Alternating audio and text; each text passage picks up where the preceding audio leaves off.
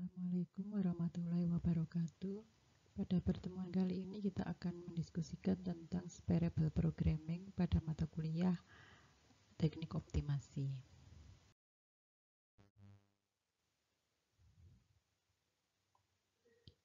Masalah Separable Programming ini adalah masalah nonlinear programming yang bisa kita tuliskan dalam bentuk sebagai berikut. Jadi kita mau memaksimumkan atau meminimumkan suatu fungsi, katakanlah Z. Nah, Z ini merupakan penjumlahan dari Fj Xj untuk C-nya 1 sampai N. Jadi N ini adalah banyaknya variabel. Jadi fungsi tujuannya itu bisa terdiri dari penjumlahan fungsi masing-masing variabel. Ya, tidak merupakan fungsi dari semacam perkalian dari variabel, misalkan x1 kali x2 gitu, enggak, tapi setiap term itu hanya mengandung salah satu variabel saja. Demikian juga untuk kendalanya ini juga penjumlahan dari suatu fungsi pada x tertentu, tapi bukan perkalian dari antar x. Ya. Ini kurang dari sama dengan bi. I-nya berjalan dari 1 sampai m.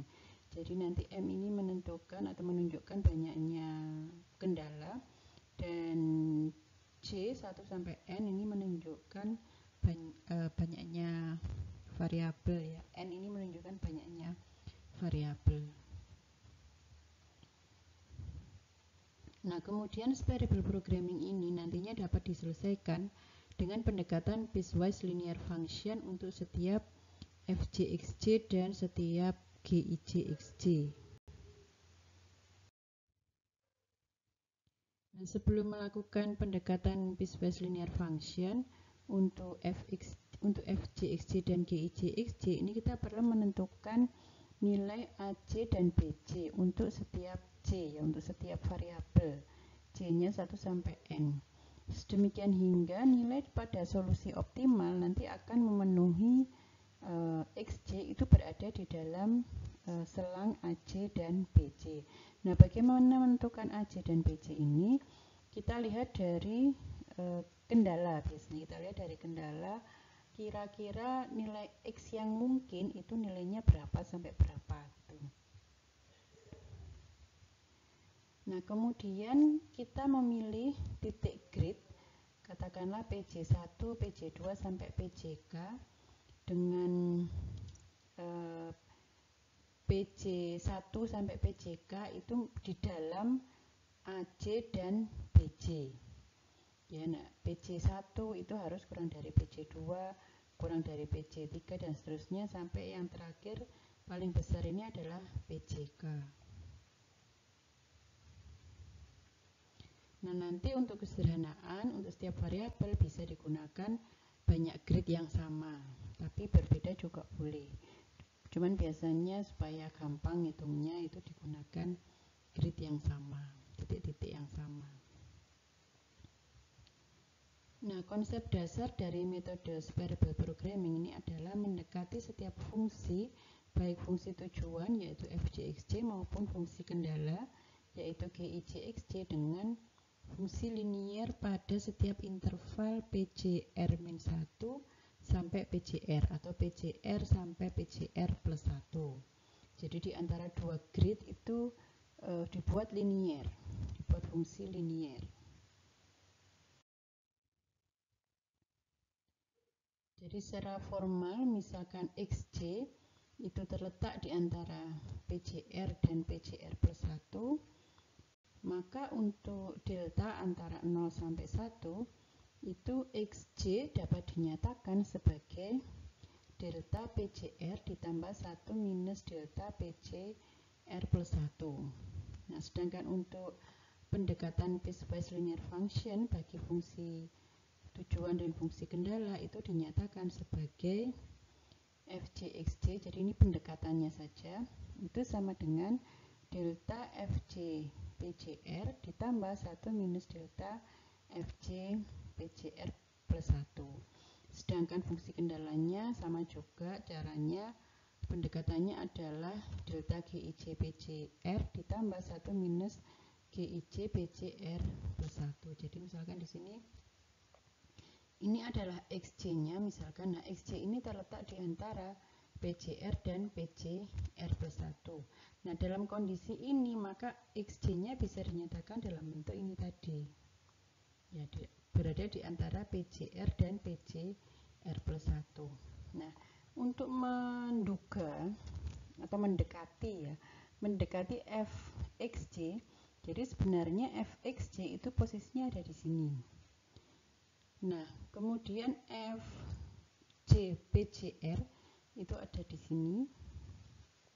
Misalkan ini salah satu fungsi ya. Kemudian PCR-nya ada di sini, fPCR plus 1 itu ada di sini. Nah, FJXJ juga itu dinyatakan sebagai ini tadi, delta FJPCR ditambah 1 minus delta FJPCR plus 1 itu posisinya ada di sini. Jadi kita mau mendekati ini FXJ dengan ini FJXJ yang didapat dari ini tadi gitu. Nah, nanti kalau jarak antara PCR dengan PCR plus 1 ini semakin jauh, maka jarak antara XJ dengan jarak antara FXJ dengan FXJ pendekatannya itu juga akan semakin jauh. Jadi misalkan kalau semakin dekat ya, misalkan PCR plus 1-nya ada di sini gitu ya, maka FJPCR-nya kan ada di sini. Sehingga kalau ini kita tarik garis dengan FJPCR seperti ini, nah garisnya ini akan semakin dekat dengan fungsi dengan kurva aslinya, sehingga pendekatannya itu akan lebih baik daripada kalau jauh seperti ini. Kalau misalkan PCR-nya ada di sini, maka titiknya juga akan semakin jauh. Nah, titiknya akan semakin jauh dari yang kita inginkan, seperti itu. Contohnya misalkan kita punya ini kita mau memaksimumkan fungsi Z yaitu X1 kali 30 minus X1 ditambah X2 kali 35 min X2 dikurangi X1 kuadrat dikurangi 2X2 kuadrat. Ini kita sederhanakan ya, 30X1 35X2 ini jadikan satu pangkatnya 1, kemudian yang pangkatnya 2 minus X1 kuadrat minus X1 kuadrat, jadi ada 2 minus 2X1 kuadrat. Kemudian yang X2 ini ada minus X2 kuadrat dikurangi 2X2 kuadrat, jadi ada minus 3X2 kuadrat. Kemudian ini adalah fungsi kendalanya. Nah, perhatikan yang dimaksud variable programming tadi, setiap term ini hanya mengandung satu variabel saja. Jadi tidak ada perkalian antara X1 dan X2, misalkan 30X1 X2. Nah, itu bukan variable programming karena nggak bisa dipisah ya. Nggak bisa dipisah. Nah, demikian juga dengan kendalanya. Kendalanya juga setiap term itu hanya mengandung salah satu variabel saja. Ini mengandung X1 saja, ini mengandung X2 saja. Itu. Nah, fungsi tujuannya ini ya, ini bisa kita pisah menjadi F1 X1, jadi ini merupakan fungsi untuk X1 saja. Nah, untuk X1-nya hanya ada 30X1 dan minus 2X1 kuadrat, jadi kita tulis seperti ini. Kemudian untuk F2X2 ini adalah fungsi tujuan untuk X2 saja. Jadi ini 35X2 minus 3X2 kuadrat. Nah, sekarang misalkan pada contoh tadi ya, kita mau mencari Fx1 atau pendekatan dari Fx1.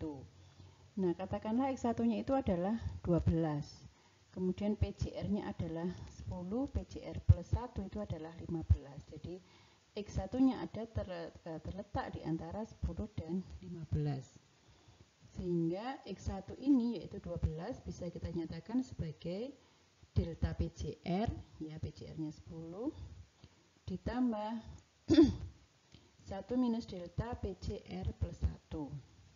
Nah, dalam hal ini deltanya bisa kita tulis sebagai 0,6 ya. Kalau kita masukkan ke sini 10 kali 0,6 itu adalah 6 ditambah 15 kali 0,4 itu juga 6, jadi 6 ditambah 6 itu adalah 12. Jadi X1 atau 12 ini bisa kita nyatakan sebagai 10 delta plus 15 1 minus delta dengan deltanya adalah 0,6.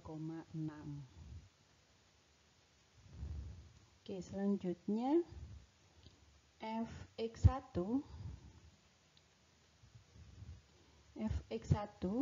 itu F1x1 tadi adalah 30 X1 minus 2 X1 kuadrat ya.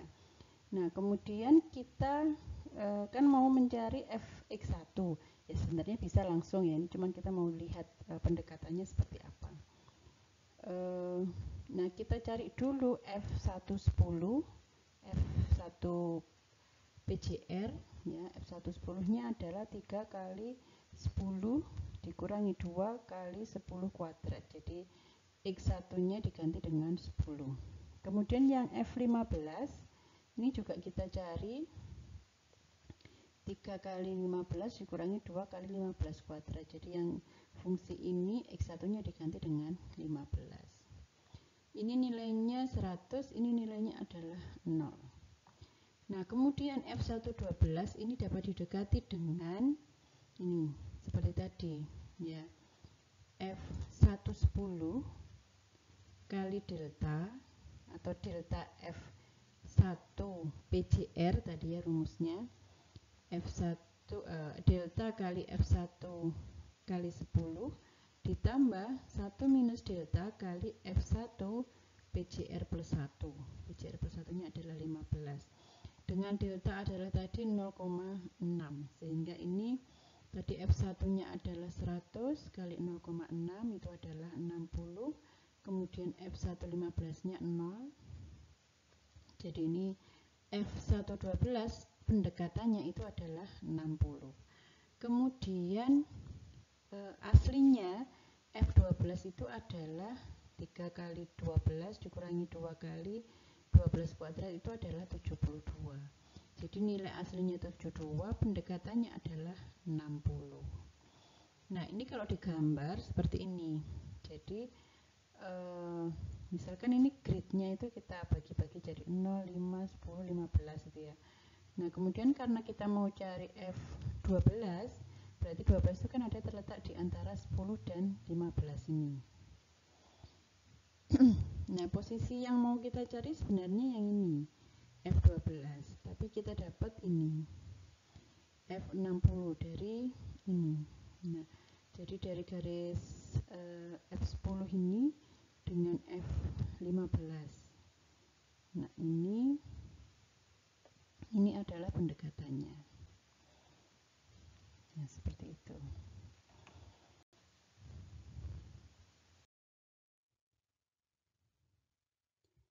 Oke, nah secara umum untuk pendekatan masalah variable programming, XJ ini dapat dinyatakan sebagai nah ini XJ itu kalau tadi kan cuman XJ dinyatakan sebagai delta delta kali PCR ditambah 1 minus delta PCR plus 1 ya. Nah, ini kita buat umum, jadi kalau tadi cuma ada 2, ini kita buat umum karena kita nanti nggak tahu posisi X itu ada di mana. Tuh. Jadi kita mau mencari X kan sebenarnya mencari solusi optimal itu kan kita mencari X yang memaksimumkan atau meminimumkan fungsi tujuan dengan memenuhi kendala-kendala yang disyaratkan. Jadi kita mau mencari X sebenarnya. Nah, karena kita belum tahu X-nya ada di mana, maka kita nyatakan sebagai berikut. Jadi tidak hanya 2 deltanya, tadi kan delta dan 1 minus delta. Nah ini deltanya kita nyatakan sebagai banyak, lebih dari 2. Delta C1 PC1 ditambah delta C2, karena C ini menunjukkan X-nya ya, X1 atau X2 gitu. XC2 PC2 sampai PCK PCK. C-nya ini 1 sampai N, jadi setiap X itu kita nyatakan dalam bentuk seperti ini. C-nya, nah kemudian delta C1 ditambah delta C2 dan seterusnya sampai delta CK ini sama dengan 1. Jadi nanti akan ada 2 delta yang nilainya positif. Positif di sini artinya tidak 0. Karena ini nggak mungkin negatif. Jadi ini delta ini tidak negatif ya. Kemungkinan nilainya hanya 0 dan lebih dari 0. Antara 0 sampai 1. Kemudian, nah ini delta CR-nya ini harus lebih dari sama dengan 0. Kemudian FJXJ ini dapat didekati dengan FJXJ juga. Nah ini sama seperti ini tadi. Cuman kalau yang di sini PJ-nya, yang di sini adalah FPJ. Jadi delta C1 sama delta C1 kali FJ PJ1. Delta C2 kali FC PC2 dan seterusnya sampai ditambah delta CK FC PCK. Demikian juga untuk GIJ XJ. Ini dapat didekati dengan ini.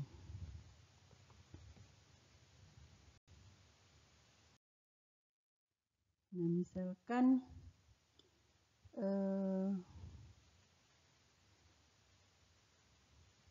misalkan kita punya PJ-nya itu adalah misalkan pada X1 atau sama, kalau kita misalkan kita buat sama semua ya.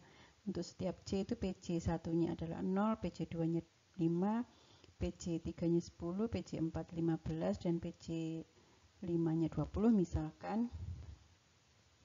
Nah, untuk memastikan keakuratan pendekatan ini maka harus dipastikan bahwa untuk setiap C1 sampai N, jadi untuk setiap XJ, untuk setiap X gitu ya, X1, X2 dan seterusnya, maksimum hanya ada 2 delta CR yang positif. Ya, jadi nanti hanya ada 2 yang positif. Jadi sebenarnya seperti tadi ya, XJ itu dinyatakan sebagai delta PCR ditambah 1 minus delta PCR plus 1. Nah, cuman kita belum tahu di sini posisinya ada di mana, apakah di antara 15 dan 20, apakah antara 5 sampai 10, makanya dibuat banyak deltanya tadi.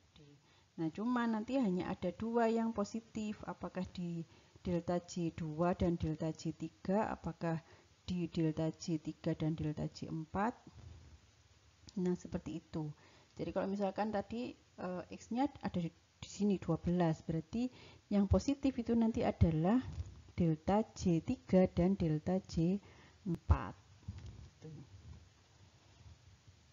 Nah, untuk C tertentu, misalkan delta CK positif, maka delta CK-1 atau delta CK plus 1 harus positif dan bukan delta CR yang lain. Jadi, seperti saya jelaskan tadi bahwa kalau jarak antara PC dengan PCR dengan PCR plus 1 itu jauh, maka pendekatannya juga pendekatan terhadap F-nya juga jauh ya.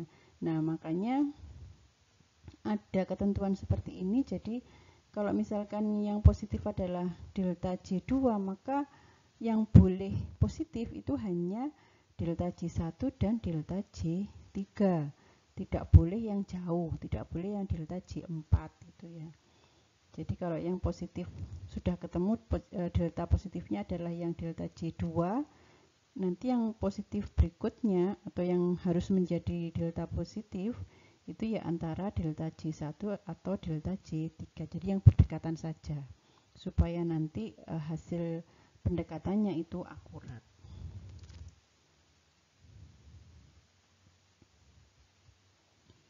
Nah, delta CK ini dikatakan adjacent dengan delta CK-1 dan delta CK plus 1. Adjacent itu jadi berdekatan gitu ya.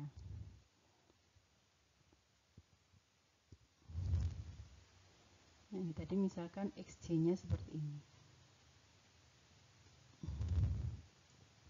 Jadi hanya boleh dua yang ada, yang positif ya. Kalau misalkan DJ1 yang positif, berarti yang selainnya adalah DJ2, bukan DJK yang jauh.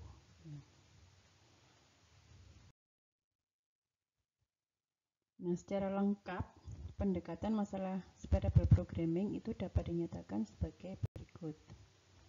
Kita mau memaksimumkan atau meminimumkan F sigma ya, sigma. Jadi ini yang pendekatan F-nya, pendekatan FJ, FJXJ. Nah, J-nya 1 sampai N. Jadi nanti dijumlahkan. Ini untuk salah satu XJ saja. Tapi ini dijumlahkan. J sama dengan 1 sampai N. Jadi fungsi tujuannya berubah menjadi pendekatan ini. Kemudian sama kendalanya juga menjadi jumlah dari J1 sampai N, delta J1, G1, JP, J1 dan seterusnya. Ini adalah kendala untuk salah satu X pada satu kendala. Ini kurang dari sama dengan BI. I-nya 1 sampai dengan M itu adalah banyaknya kendala. Kemudian jadi nanti harus Anda masukkan ini kendala yang ini, delta J1 ditambah delta J2 sampai delta JK ini harus sama dengan 1. J-nya 1 sampai N. Jadi nanti kalau ada X1 dan X2 berarti ada dua kendala seperti ini. D11 delta 22 delta 11 delta 12 delta 1K sama dengan 1, kemudian ada delta 21 ditambah delta 22 ditambah delta 2K ini juga sama dengan 1. Kemudian delta JR ini harus lebih dari sama dengan 0. J-nya 1 sampai dengan N dan R 1 sampai dengan K. Dan ada asumsi adjasensi. Ya, jadi harus deltanya itu harus adjacent. Nah, kalau dilihat dari sini nantinya FPJ ini kan berupa angka. Ini juga angka, kemudian GIJPJ ini juga angka, ini juga angka. Nah, sehingga bentuk ini adalah fungsi pemrograman linier. Linier dengan parameter atau dengan variabelnya adalah delta ini. Jadi nanti akhirnya itu kita mencari delta. Nah, setelah ketemu delta baru kita masukkan ke X. Itu. Nah, pemrograman linier ini bisa kita selesaikan dengan menggunakan metode simplex.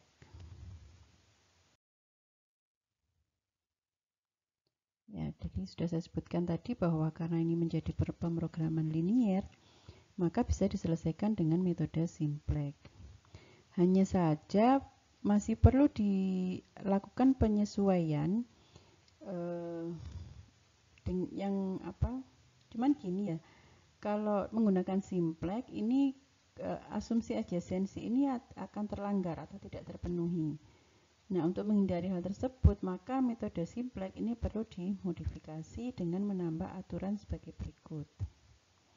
Yang pertama, jika untuk J tertentu, semua delta JK masih 0, maka setiap delta JK boleh masuk sebagai basic variable. Kemudian jika untuk J tertentu delta JK positif, maka hanya delta JK-1 atau delta JK plus 1 yang boleh masuk sebagai basis. Jadi yang berdekatan saja yang boleh. Sehingga nanti untuk delta J tertentu ya,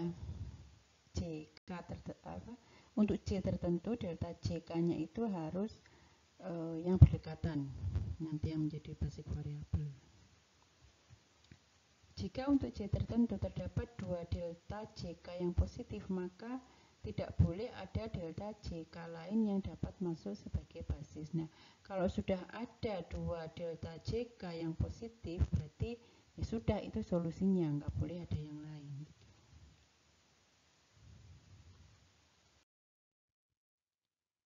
Nah, terdapat dua kasus di mana metode simplex biasa itu dapat digunakan untuk menyelesaikan pendekatan terhadap variable programming dan menghasilkan solusi yang secara otomatis itu memenuhi asumsi adjacency. Yaitu ketika yang pertama, jika variable programming ini adalah masalah maksimisasi, maka setiap FJXJ ini konkav dan setiap GIJXJ adalah convex. Kemudian yang kedua, apabila variable programmingnya adalah masalah minimisasi, maka setiap FJXJ-nya ini harus convex dan GIJ-nya juga convex, semua GIJ. Maka nanti akan ketemu solusi yang otomatis memenuhi asumsi adjacency tadi. Contohnya ini. Misalkan kita ingin mencari solusi optimal dari masalah berikut. Ini sama seperti contoh yang tadi ya. Ini kendalanya. Nah, ini bisa kita selesaikan dengan masalah variable programming. Ini F1x1-nya, jadi ini yang hanya yang variabel x1 saja untuk fungsi tujuannya. Kemudian fungsi tujuan untuk x2 saja. Nah, kemudian untuk yang kendala G11 itu yang ini ya, kendala pertama untuk variabel pertama adalah x1 kuadrat. Kemudian kendala pertama untuk x2 itu adalah 2x2 kuadrat. Kemudian kendala kedua untuk X1 itu adalah X1, ini hanya X1. Kemudian kendala kedua untuk X2 adalah X2.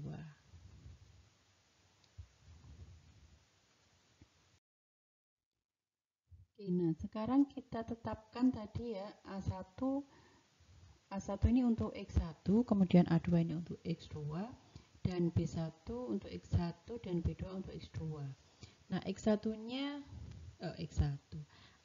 dan A2 itu kita tetapkan nilainya adalah 0 karena X1 dan X2 ini lebih dari sama dengan 0. Kemudian karena ada kendala X1 plus X2 kurang dari 20, maka kita tetapkan B-nya kan kemungkinan nilai X1 itu kan maksimal 20, X2 juga kemungkinannya maksimal 20, nggak mungkin lebih dari 20. Sehingga B1 dan B2 itu kita tetapkan 20. Nah, misalkan dipilih 5 grid, sebenarnya semakin banyak grid itu akan semakin baik ya, karena akan semakin rapat sehingga pendekatan ke fungsinya itu semakin dekat. Nah, misalkan untuk setiap variabel ini gridnya adalah P11, P21 itu 0. Jadi P11 itu untuk X1, P21 itu untuk X2. Untuk grid yang pertama, ini untuk grid yang kedua. Itu 5, grid yang ketiga 10, 15, 20. Sehingga dari sini kita mencari nilai FJ-PJR seperti tadi dan nilai GIJ-PJR untuk grid tersebut. Oke, ini adalah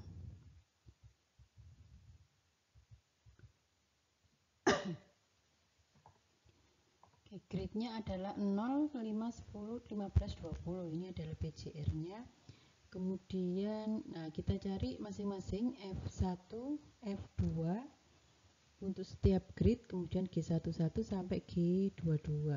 Dengan F1-nya seperti ini ya. Jadi kalau pada saat J-nya 0, kita masukkan ke sini 30 kali 0 dikurangi 2, 0 berarti di sini 0. Seperti itu. Nanti yang di sini F1-nya adalah 5 ini dimasukkan ke sini, jadi 3 kali 5 dikurangi 2 kali 5 kuadrat, nilainya 100. Demikian semua fungsi ya dari F1, F2, G11, G12, G21 sampai G22 ini kita masukkan nilainya, nilai PJR-nya.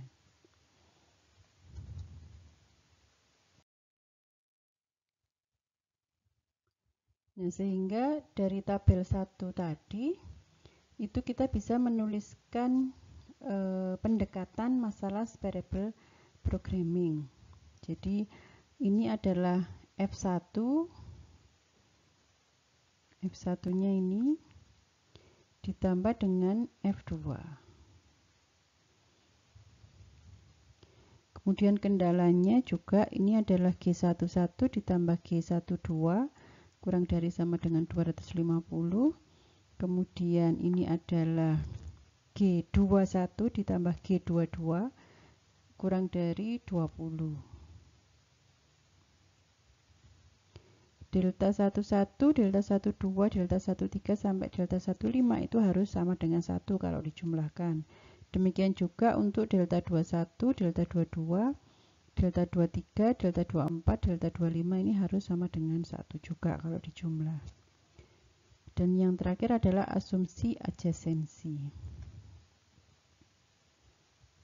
Kemudian delta CR ini harus lebih dari sama dengan 0.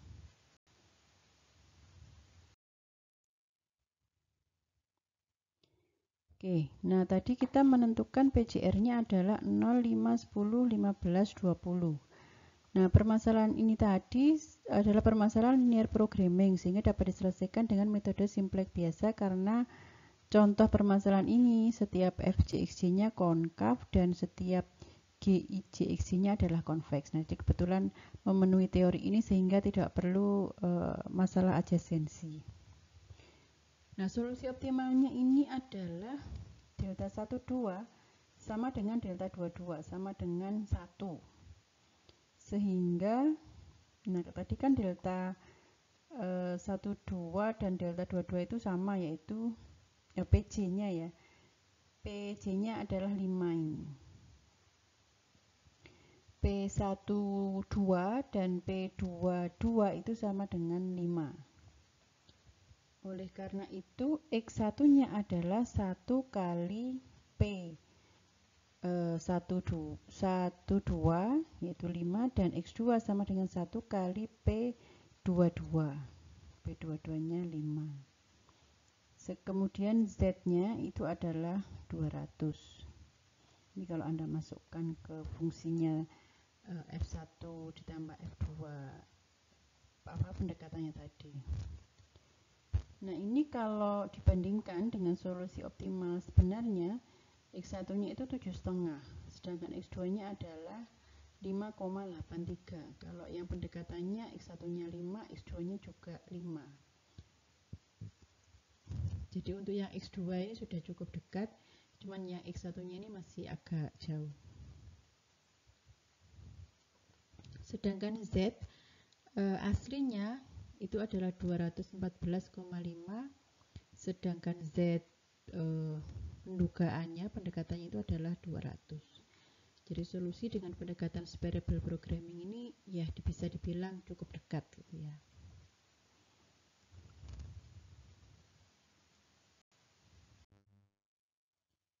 Demikian yang bisa saya sampaikan. Semoga bermanfaat. Terima kasih. Assalamualaikum warahmatullahi wabarakatuh.